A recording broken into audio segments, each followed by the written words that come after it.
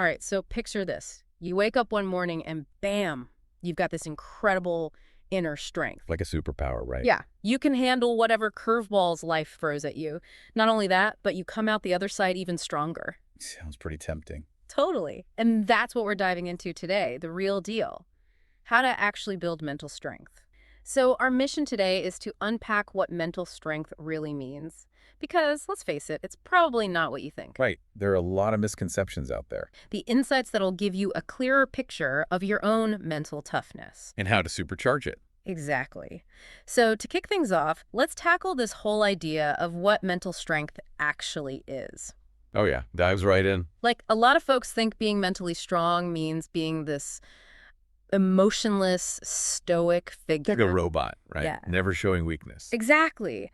But the book really dismantles that image. It says, look, it's not about suppressing your feelings or pretending you're immune to everything. It's actually the opposite. Yeah, trying to bottle up everything can backfire big time. It can be a sign of, well, weakness. It's about acknowledging those emotions. And learning to manage them in a healthy way. Right, like riding a wave instead of getting crushed by it. Exactly. And it's not just about forcing yourself to be positive all the time either. You mean like those people who are always smiling no matter what? Yeah, sometimes it feels a little, I don't know, out of touch with reality. Like they're not being authentic. Yeah, mental strength isn't about forcing yourself to be happy 24/7. That's a relief, right? Seriously, it's more about finding contentment by making choices that align with your potential. Your values. Exactly. Striving to be the best you can be, not chasing some picture-perfect happiness. It's about growth, not some fake forced happiness. Right. It's about clear thinking, seeing things as they are, even when it's tough. Right, because being overly positive can be just as harmful as being negative. Yeah, that kind of blew my mind. I know, right? It's Yeah. like if you only focus on the good stuff, you might not prepare for the bad stuff. It's like ignoring a problem and hoping it'll just magically disappear. Exactly. Mental strength is about facing reality head-on, good and bad, with a level head. So it's not just about being tough, it's about being smart. Absolutely. And this whole concept of mental strength, it's not just some passing fad, right? Oh, no, definitely not.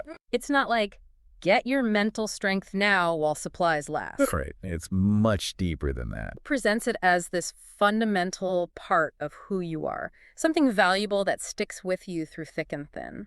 Yeah. Helps you navigate all the ups and downs. Makes sense when you look at the benefits, like feeling more satisfied with your life. More confident, living in line with your values. Yeah. And get this, it can boost your performance in all areas of life. Being a better parent, Crushing it at work. even running a marathon. Mental strength impacts everything. It does. Okay, so we've got a better grasp of what mental strength is and what it isn't. So we're not just talking about like some fluffy self-help jargon. Yeah. This is real deal stuff. Real strategies. Yes. And that's why we're focusing on these 13 specific behaviors mentally strong people actively avoid. Right. By understanding these, you can start, I don't know, weaving that same kind of mental toughness into your own life. I love that. Yeah. All right. So, number one, mentally strong people don't feel sorry for themselves. This is a really good place to start. Yeah. Because we all experience sadness, Yes. disappointment. This is part of being human. Totally. But what's key here is that there's a huge difference between feeling those emotions and just, marinating in self-pity. Oh, yeah. And that prolonged focus on your own misfortune, that becomes a real energy drain. Yes. It's like a mental leak. Yeah. You're losing those valuable resources that you could be using for something way more productive. Right. Like, it's not that you shouldn't feel the negative emotions. No. It's about not getting stuck there. Exactly. And I think a lot of the material you shared really illustrated this. We're talking those thoughts that can easily creep in. Yes. Like, why is this always happening to me? Or nobody understands how tough I've got it, Yeah. It's almost like we're all competing in some sort of suffering Olympics. I love that. I love that analogy. Yeah, and that story about Jack, the young boy who was in that school bus accident. Oh, such a powerful story. Yes, it was. Can you kind of remind us about that? Yeah, what was really insightful about Jack's story was, his parents were heartbroken. Yeah, of course. Right. And their initial response, it was just overwhelming pity. They wanted to shield him from everything, as if he was made of glass. Understandable, right? Of course, But what they didn't realize was that that this overprotection was actually preventing him from bouncing back. Yeah, it was almost holding him back. Exactly. And the therapist offered such a good perspective. She said, you need to see him not as this helpless victim, yeah, But as a survival. right, a resilient survivor. Yes. And that shift in how they spoke to him, how they treated him, it was remarkable. Yeah. He started to heal. Yeah, when they stopped reinforcing that victimhood. Exactly. So powerful. It is. And it brings up a really key part of mental strength. Yeah. Yeah. True support lies in fostering strength, Yes. not in reinforcing that victimhood. And then there was that almost comical story Oh, yes. about the two drivers in that minor fender bender. Yeah. It was so funny how two people could see the exact same situation Totally different lenses. so differently. And that's the thing, isn't it? Like, one driver immediately went into like full victim mode. Why me? Yeah. This always happens to me, Yeah. And the other driver, they just shrugged it off. Like, it could have been worse. Totally. And it just shows the same event. Totally opposite reactions. Yeah. And that's the thing. Our perception shapes our reality. And it is a choice. Like how we frame these inevitable bumps in the road. It really is. Absolutely. So if someone listening to this is finding themselves slipping into that self-pity Yeah. spiral, what are some things they can do to climb out? Well, the sources had some really good stuff, Yeah. like really practical things. Keeping a gratitude journal, that's a powerful one. Okay. So writing down those things that you're grateful for, even the little things, regularly, Yeah. that can shift your focus. So true. And then there's verbally expressing gratitude. Okay. So actually saying it out loud. Right. And it's also about like changing the channel, Uh-huh. You catch those self-pity thoughts. Yeah. Don't let yourself wallow. Like change the channel. Redirect. Redirect. I love that. And then also ask other people, like, what are they grateful for? Oh, interesting. Yeah, because it gives you a new perspective. And, if you have kids, teaching them, Right. that's a great way to reinforce it in yourself, Yeah. It's like that saying, you teach what you need to learn. Exactly. Yeah. And I remember we were talking about Commander Denton, Yes. who was a prisoner of war. Yes. Talk about a situation where feeling sorry for yourself would be so understandable. Oh, absolutely. But his ability to just choose gratitude Incredible. in those horrific circumstances, it's awe-inspiring. It really is. And it really shows the power of the human spirit, Yeah. to make that choice, even after years Yeah. of captivity, to choose gratitude over self-pity. It puts things in perspective for sure. Yes, it does. Yeah. All right. Number 2, mentally strong people, they don't give away their power. Ooh, that's a good one. What does that look like in everyday life, do you think? So essentially, giving away your power means allowing external forces to dictate how you feel. Okay. Oh, yeah. So other people's opinions, difficult circumstances. Mentally strong people have a strong sense of self, Yeah. and they're confident in their choices, even when facing pressure. Yeah. External pressure. And the examples were really helpful. Yes. Things like letting other people's moods, completely dictate your own. Oh, yeah. Constantly complaining about things you can't change. Right. Feeling obligated to say yes to everything. Yes. Avoiding uncomfortable emotions instead of dealing with them head on. Right. Struggling to set healthy boundaries. Yeah. Holding on to grudges. All those things chip away Yeah. at your power. It's like you're giving someone else that remote control. To your emotions. Exactly. I love that. Yeah. And I think Lauren's experience with her mother-in-law, Jackie, really illustrates this. Oh, yeah. So she felt like she had to tolerate Jackie's constant criticism, Yeah. intrusive behavior, Mm, just because she wanted to, be seen as agreeable. right. But that resentment, it festered. It did. And she was using so much energy just reacting Jackie? to Jackie. Yeah. It was draining her. It was affecting her relationships, her husband, her kids. Like, it was chaos. And, what's insightful there is that she was so busy trying to keep the peace with Jackie Oh, that she was creating chaos in her own family. It's like she was so focused on trying to please, Yeah. or at least avoid conflict, that she was sacrificing her own well-being and the well-being of her family. Absolutely. That internal battle must have been exhausting. It was. And that's the thing, you lose sight of your own needs, your values, and it damages your relationships. Yes. Like resentment builds Yeah. and reclaiming your power. Uh-huh. It's about recognizing your worth and understanding you have the right to set boundaries. Yes. Even if it's uncomfortable at first, Yeah. but you can tolerate that discomfort for your own well-being. Absolutely. And the example of police officer Stephen McDonald, Oh, wow. his forgiveness after Mhm. being paralyzed, Yeah.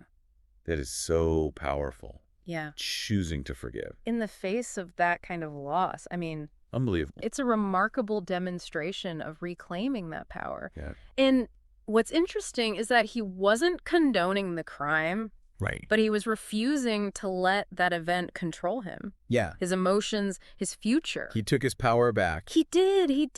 And, even in smaller situations, you can do this by reframing the language. Right. Like, for example, your boss's behavior. It influences your anger. Right. It doesn't make you angry. Oh, interesting. It puts you back in control of your emotions. That is an important distinction. Yeah, It's about taking ownership it is. instead of projecting that power onto others. Absolutely. And Oprah, refusing to let her difficult childhood dictate her future. Oh, yeah. Another great example. A great example of someone who took the reins. Yes. Right? They decided, this is my story. Exactly. And they shaped their own destiny. She really did. And don't forget the health benefits. Yes. Forgiveness has actual health benefits, like reduced stress, Okay. increased pain tolerance. You could live longer.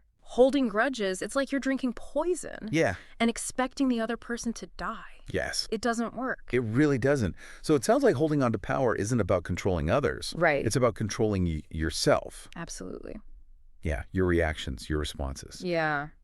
Okay. The third thing mentally strong people avoid is they don't shy away from change. Ooh, big one. This is a hard one for a lot of us. It is. Yeah. And, there's that quote from James Gordon about readiness for change being more important than just willpower.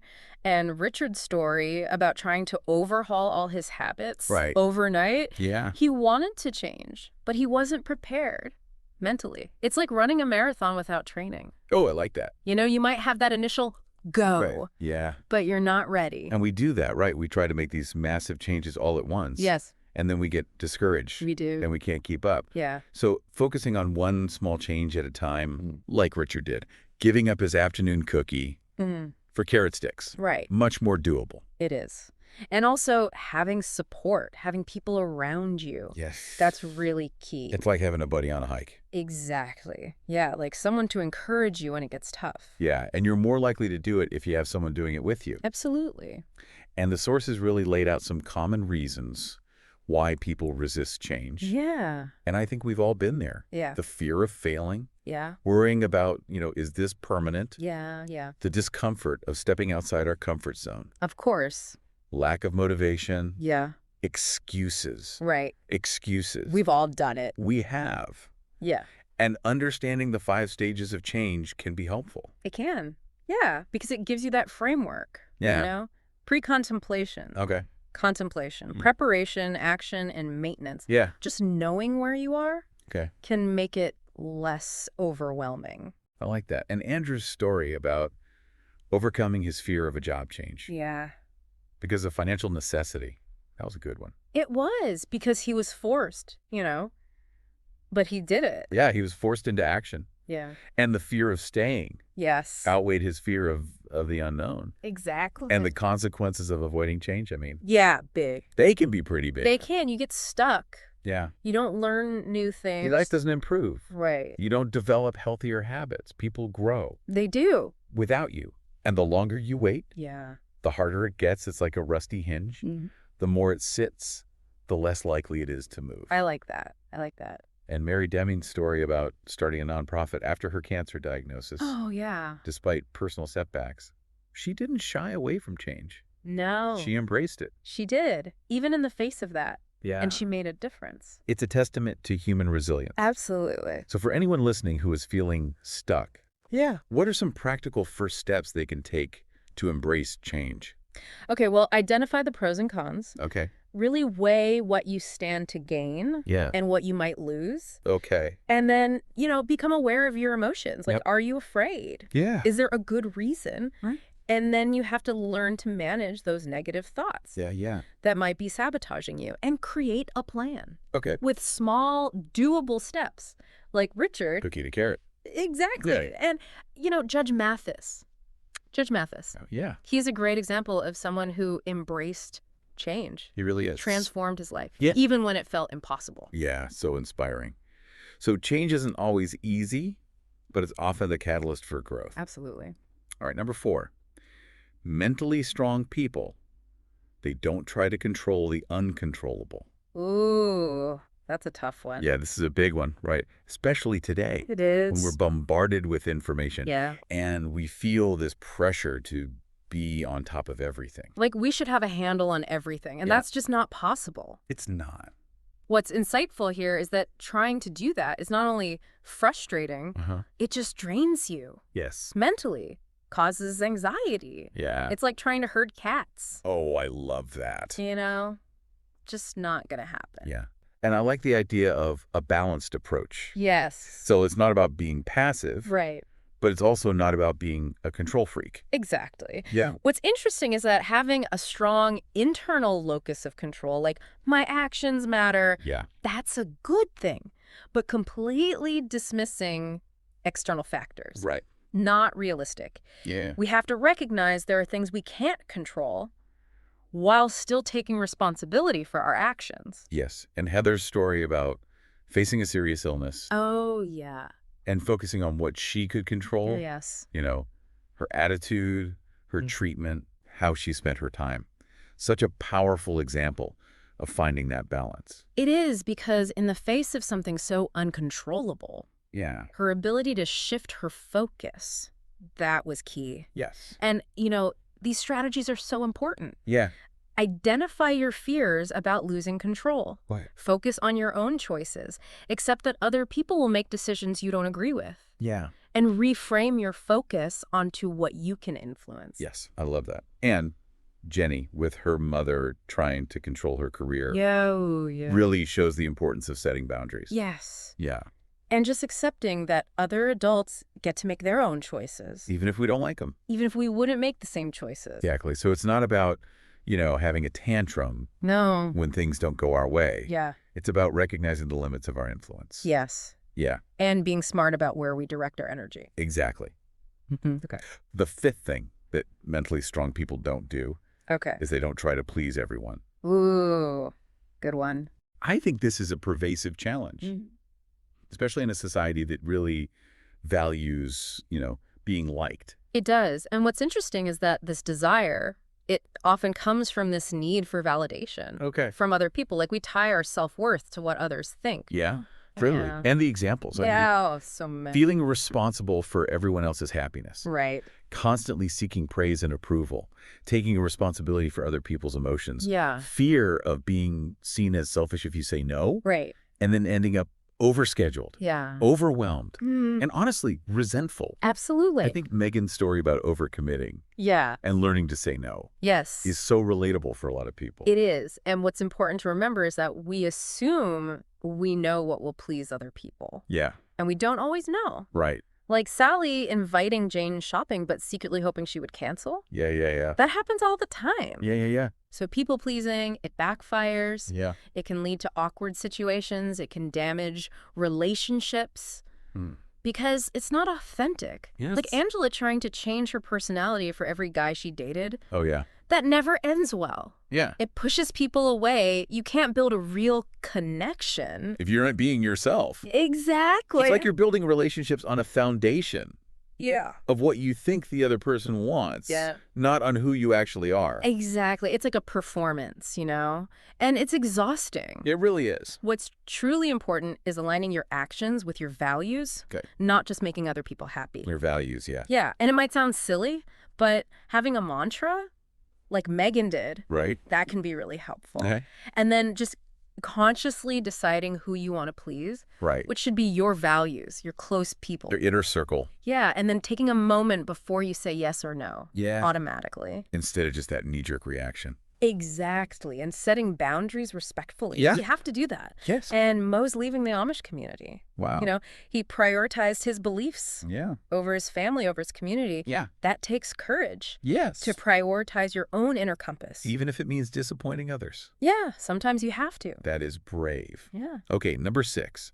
Mentally strong people, They don't fear taking calculated risks. Okay. So it's not about being reckless. Right. It's about being thoughtful and then taking action, even if you're afraid. Yeah, because fear, it has this really loud voice in our heads, especially when it comes to risk. Like Dale's story, he was afraid to open a furniture store again Okay. because he had that financial setback. But, Yeah. that was in the past. Yeah. Things were different now, Right. but the fear was still there. Yes. And the same thing with staying in a job you don't like Yeah. because it feels safe. Safe but unfulfilling. Exactly. Yeah. And we get caught up in those what if scenarios, Yeah. all the negative possibilities. Yeah. And we forget about the upside, Yes. you know. What could happen if we do take the risk? Yeah, exactly. And the cost of not taking action. Right. That's a big one. Yeah. And that was a great analogy. Oh, Jet the dog and his fear of tile floors. oh, I love Jet. So funny. He's so funny with his little, Avoidance strategies. Yeah. Yeah. But it's like us It is. with our illogical fears. It is. We're just like Jet sometimes. Making these crazy risk assessments based on just feeling. Yeah. We have to move past that, Yeah. that gut reaction. Think it through. Think it through. Use logic. Exactly, because comfortable risks, Uh-huh. they lead to comfortable lives. Right. But maybe not fulfilling. Yeah. Calculated risks, they hold the key Day. to growth I like that. and, some amazing experiences. So how do we shift from that, gut fear Yeah. to a more objective assessment? Well, balance the emotion with logic. Okay. Like that statistic about dying in a car crash versus a plane crash. Yeah. People are more afraid of flying. Yeah. Even though driving is more dangerous. Statistically, yeah. Statistically. We overestimate Yeah. those things that scare us Yes. emotionally. So think about the payoff. Okay. Does it align with your goals? Right. What are your alternatives? Hmm. Best case scenario, worst case. Yeah. And how can you mitigate the downsides? Yes. I love that. Mm. And your story about overcoming your fear of public speaking Oh, yeah. by addressing that underlying fear of rejection. So powerful. Number 7 is all about not dwelling on the past. Ooh, that's a big one. I mean, who hasn't spent a little too much time replaying those old scenarios? It's about recognizing that guilt from the past can actually lead to harmful behavior in the present. Oh, I know that feeling. Yeah, it's that constant wishing you had a rewind button, all those what-if thoughts. The big regrets, wondering if things could be different. And maybe even feeling like your best days are behind you. It can be a lot to carry. Oh, tell me about it. It's like my brain has this highlight reel of embarrassing moments that it loves to replay. Especially at 3 a.m., right? Exactly. All that should've, could've thinking. It's exhausting. Even mentioned self-punishment, feeling like you don't deserve to be happy. All tied up with shame and guilt. So the question is, why do we get stuck in this loop? More broadly, unresolved guilt, shame, anger. They can keep us anchored to the past. Sometimes it feels like holding on to those negative feelings is the only way to honor the past or something. Yeah, like we don't deserve to move on if we don't feel bad enough. Actually, I had some really moving stories about dealing with loss, about wanting to freeze time after losing someone you love. That fear that moving on means forgetting. Like the memories will fade if things change. That's not how it works. Moving forward doesn't erase those memories. It just makes space for new ones alongside them. Beautifully put. And sometimes dwelling on the past isn't even about something sad, It's just a way to avoid dealing with the present. I've definitely seen that. We all know that person who's still defining themselves by their high school glory days. Like the quarterback who peaked in senior year. Or the prom queen whose social life hasn't been the same since. They're clinging to that past identity. It's like romanticizing a time that, let's be honest, probably had its own share of problems. Yeah, we just tend to forget those parts. And the problem with all this dwelling is pretty clear. You get distracted from what's happening now. You miss opportunities. You can't plan for the future. It can even mess with your decision-making. And it definitely doesn't change the past or solve any problems. Plus, all that negativity is a breeding ground for depression. It's like a downward spiral feeding off those bad memories. And that whole good old days thing. Those days weren't perfect either. Right. We probably had just as many anxieties back then. We've just conveniently forgotten them. So, how do we stop dwelling on the past? First step, awareness. Got to catch yourself doing it. Easier said than done sometimes, but yeah. Then, consciously shift your focus. If you're fixated on a job you didn't get, Plan a vacation instead. Redirect that mental energy. Exactly. Create a deliberate shift. And setting future goals is huge too. If you're excited about something new, you're less likely to get pulled back into the past. You build momentum moving forward. It's like literally looking ahead instead of behind. Moving forward isn't about forgetting.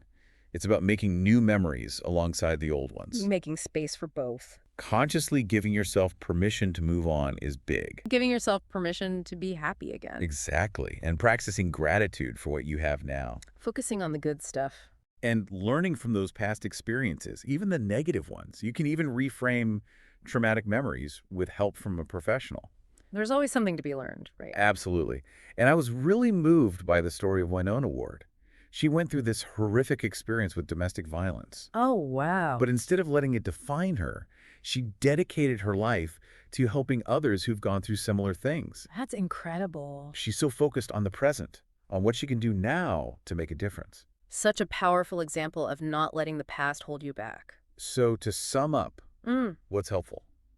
Actively deciding to move forward, allowing yourself to grieve in a healthy way. Not rushing it. Focusing on facts instead of just emotions when recalling the past, and finding ways to make peace with what happened. What's not helpful? Pretending the past didn't happen, trying to bury all the memories. Or constantly focusing on the loss without engaging with the present. Reliving painful events over and over without any resolution. And trying to undo what's already done. It's pointless. Absolutely.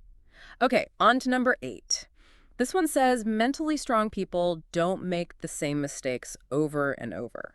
And they start with this brilliant quote: "The only real mistake is the one from which we learn nothing."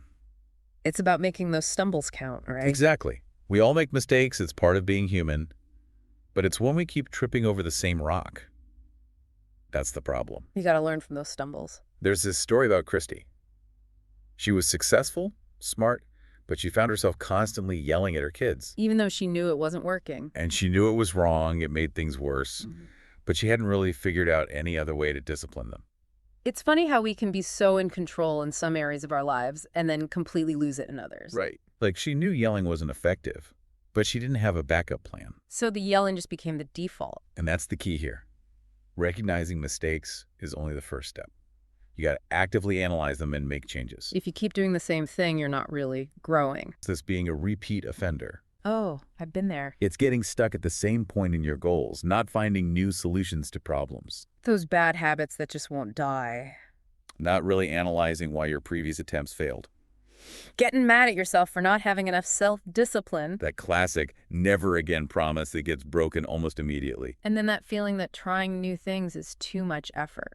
Or that your motivation just disappears when things get tough. Oh, I know that feeling all too well. So why do we do this? Why do we repeat the same mistakes? For Christy, it was hesitation about trying new parenting techniques. She was scared that taking away privileges would make her kids angrier. Fear of the unknown, right. Exactly.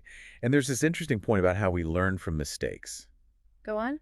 There was this old idea in education that you shouldn't even let students see wrong answers, like they'd memorize them. Wow.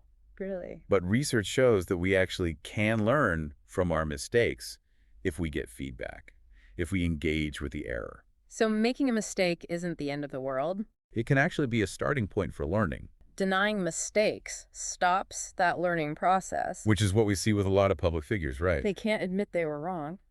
And then there's stubbornness, that feeling of being too invested to change course, even when it's clearly not working. Like sticking with a bad investment or staying in a job you hate.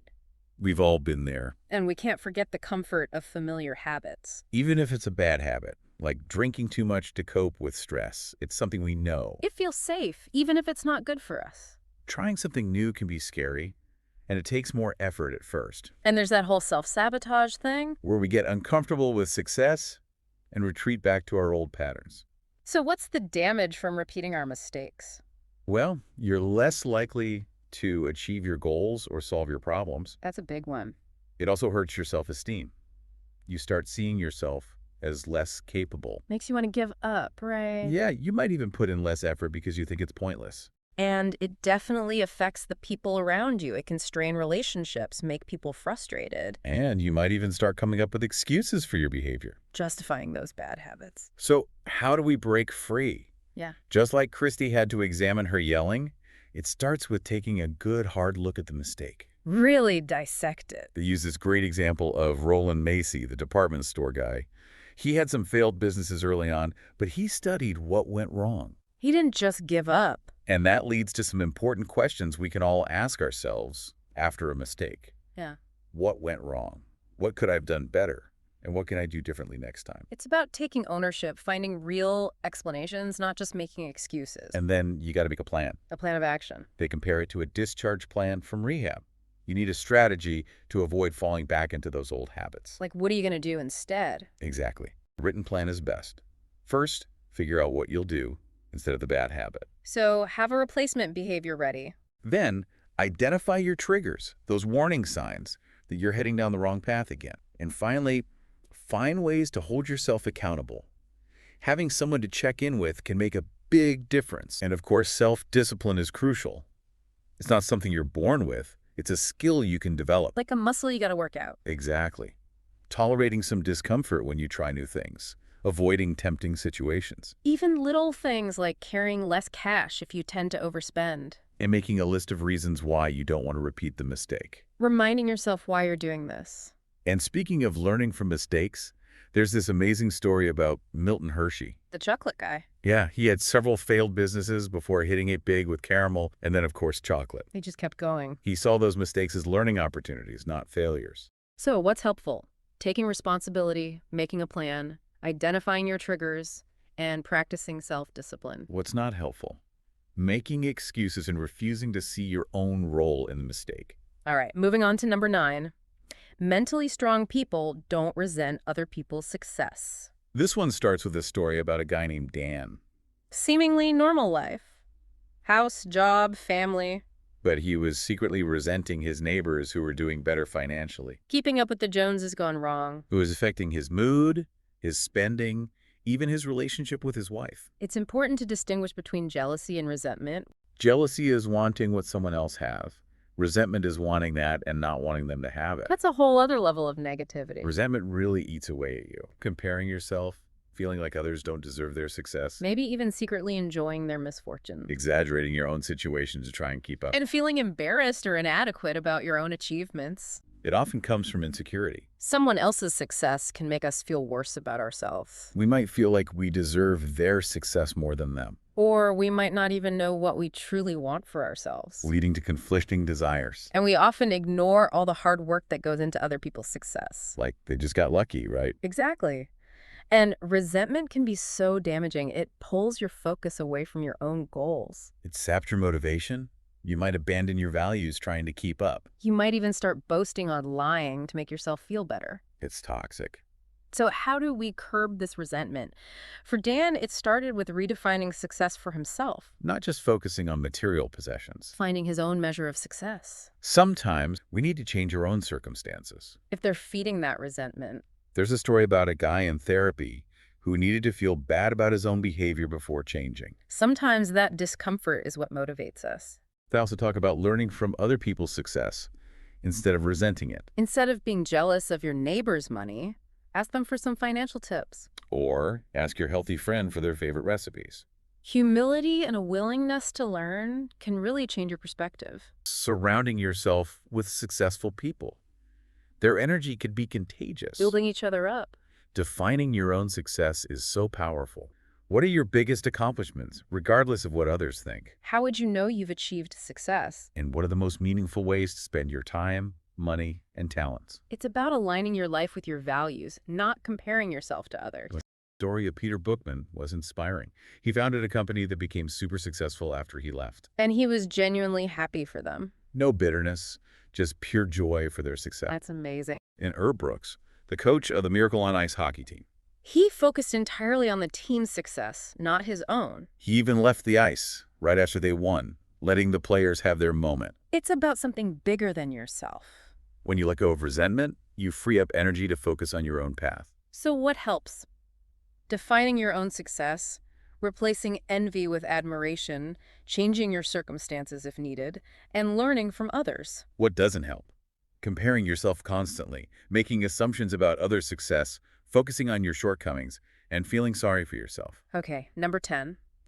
Mentally strong people don't give away their power. This one starts with Susan, who always wanted to be a teacher. She even went to college for it. But homesickness and a lack of confidence made her drop out. She ended up as a school receptionist, but she never forgot her dream. That one setback convinced her she wasn't cut out for college. It's that if at first you don't succeed, for a lot of us, that first stumble can be paralyzed. Not trying again after a setback, believing in talent over effort, Thinking some things are unlearnable, tying your self-worth to success. fear of failure, making excuses, sticking to your comfort zone. And why do we give up our power? Fear is a big one. Fear of disappointing others. Fear of not handling setbacks. Sometimes it's learned behavior, like if we always had someone rescuing us from our problems. That teaches us to be helpless. And then there's that fixed mindset, the belief that our abilities are set in stone. Like we can't really improve no matter how hard we try. And the problem with giving up is that we miss opportunities. We reinforce those negative ideas about failure. And we stop ourselves from learning and growing. There's this study mentioned that compared praising kids for intelligence versus praising them for effort. Interesting. Praising effort led to more resilience and a willingness to try harder things. Because it's about the process, not just being smart. And Edison's quote about getting thousands of results by figuring out what doesn't work. It reframes failure as part of the journey, not the end of it. So how do we embrace failure? It starts with cultivating a growth mindset Believing that we can improve through hard work and dedication. and changing how we think about failure. Instead of thinking, I'm a failure, think, this didn't work, but I learned something. Focus on the effort, the lessons learned, and see setbacks as temporary, not permanent. Self-compassion is also key. Don't beat yourself up, but don't make excuses either. Find that balance. I like the story about Rob at the airport. He couldn't find his passenger, but instead of giving up, he found a creative solution. He was resourceful. That's the opposite of feeling powerless. And it's important to know what to do after a failure. Evaluate what happened, decide if it's worth trying again, and make a new plan. Don't just keep doing the same thing and expect different results. And then we have the inspiring story of Walt Disney. Yeah. Bankruptcy, rejections, and then massive success. He didn't let those setbacks stop him. And Wally Amos, the cookie guy. He had successes and failures, but he kept learning and trying. They didn't let failure define them. So, what's helpful? Seeing failure as a learning opportunity, trying again despite setbacks. Facing your fears, making new plans, and changing those negative thoughts about failure. What's not helpful? Avoiding challenges, believing talent is everything, tying your self-worth to success. Making excuses and staying in your comfort zone. All right, number 11. Mentally strong people don't fear alone time. And this one starts with Vanessa, who was always busy and didn't believe alone time could help her sleep. She was skeptical, like a fear of being alone. And it makes sense in our constantly connected world. We're always supposed to be on, doing something. Feeling unproductive when alone, only enjoying things with others. Feeling awkward alone in public, guilty about being alone. Constantly on your phone, needing the radio on in the car, Seeing journaling or meditation as a waste of time. and feeling like there's no time for solitude in your busy life. So why do we fear being alone? Sometimes it's because we equate it with loneliness.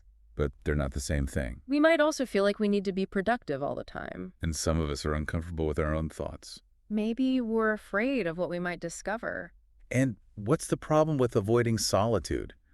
Like with Vanessa, it can actually worsen those racing thoughts. We need quiet time to process and recharge. Otherwise, our brains never get a break. But research shows that alone time has tons of benefits. Really? It can improve kids' behavior, reduce depression, and even boost grades. Wow, that's impressive. At work, it's linked to higher productivity. Makes sense. You can actually focus. It can also make us more empathetic, spark creativity, and it's great for mental health in general. It seems counterintuitive, right? Yeah. We're told that connection is key, but maybe some disconnection is good too. And they tell this story about Alicia, who had transient global amnesia, probably triggered by chronic stress. That's scary. It shows what can happen when we ignore our need for rest. So how do we get comfortable with being alone? For Vanessa, it started with scheduling it in, like an important appointment. And it takes practice. Try different solitary activities and see what feels good. And use that alone time to think about your goals, reflect on your thoughts and feelings. They suggest scheduling a date with yourself. That's fun. And research shows it can increase feelings of calmness. It's about choosing to be alone because it's good for you, not because you have no one else. Exactly. And then there's meditation. and mindfulness. I've been hearing a lot about that. It might sound a bit out there, but the research is pretty compelling. What kind of benefits are we talking about? It can change your brain structure, reduce anxiety, improve emotional regulation, and even have positive physical effects. They even mention Wim Hof, the Iceman, who does all these crazy things with his body through meditation. He's incredible. And they give simple steps to start meditating. Find a comfy position and focus on your breath. Sounds doable. Mindfulness is all about being present in the moment without judgment. The opposite of multitasking and distraction. It can reduce stress, lessen depression, improve memory, make you less reactive emotionally, and even improve your relationships. That's amazing. They suggest some ways to practice. Body scan, observing things mindfully. Paying attention to the sensations. There's this story about Dan Harris, the news anchor, who had a panic attack on live TV. Oh, no. He started meditating, and it improved his mood and self-awareness significantly. So alone time isn't selfish. It's actually crucial for our well-being. What helps? Appreciating silence, making time for yourself, scheduling those dates. Exploring meditation and Yeah. mindfulness and journaling for self-reflection. What doesn't help? Needing constant noise, rushing from one social event to the next. Avoiding being alone, dismissing meditation, multitasking to avoid your thoughts, and thinking journaling is pointless. All right, number 12. Mentally strong people don't feel the world owes them anything. We meet Lucas in this one, who felt entitled to a promotion, describes this as feeling like the center of the universe. Like everyone else revolves around you. It's thinking you're better than average, talking your way out of trouble, Believing you're destined for success without the work, tying your worth to wealth. assuming you deserve happiness, feeling like it's your turn for good things, Loving to talk about yourself, thinking you're smart enough to coast through life. buying things you can't afford because you deserve them. And considering yourself an expert on everything. So what causes this entitlement? For Lucas, it seemed partly due to his upbringing as an only child, always being told he was special. Most of us feel entitled sometimes. We confuse our rights with privileges.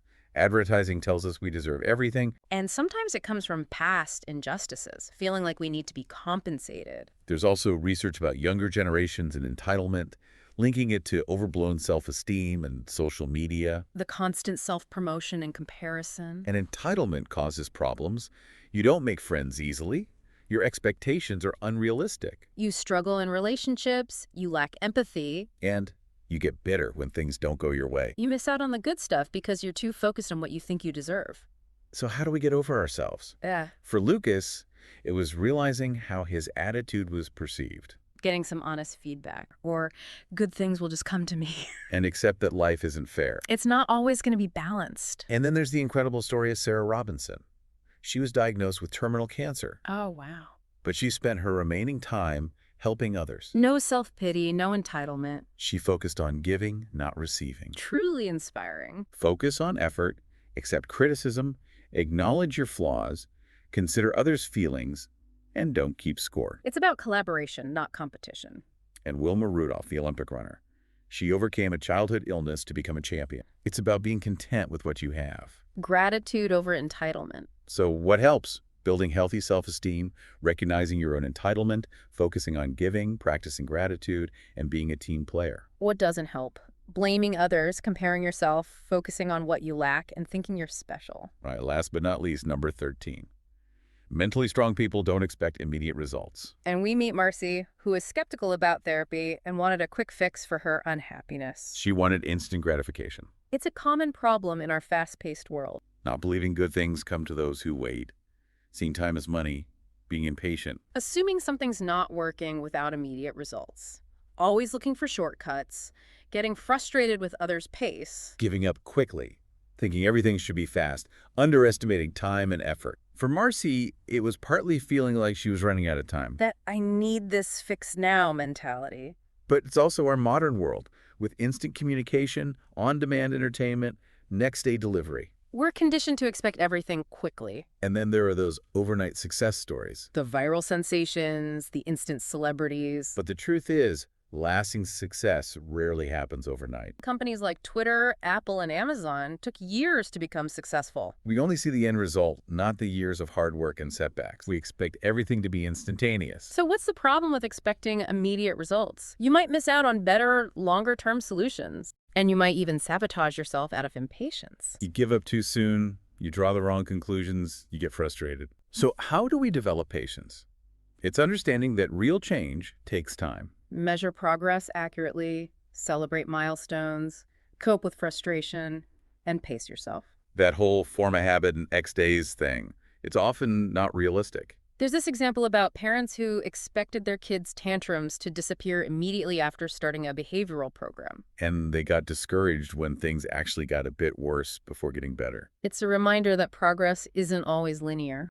Here are some tips for practicing patience.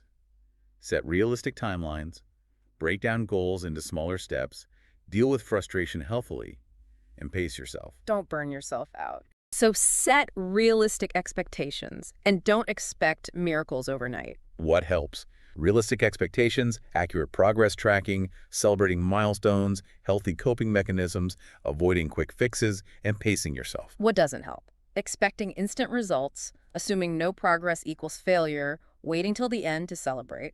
Letting frustration control you, thinking you have unlimited willpower, and always looking for shortcuts. And this deep dive is all about giving you practical, actionable insights. Stuff you can use in your everyday life. So as you go about your day, think about this. Which of these 13 things speaks to you the most right now? What resonates with your current challenges? And what's one small step you can take today to start building your mental strength? This is a journey. And the strongest version of yourself. It's waiting to be discovered. Go get it.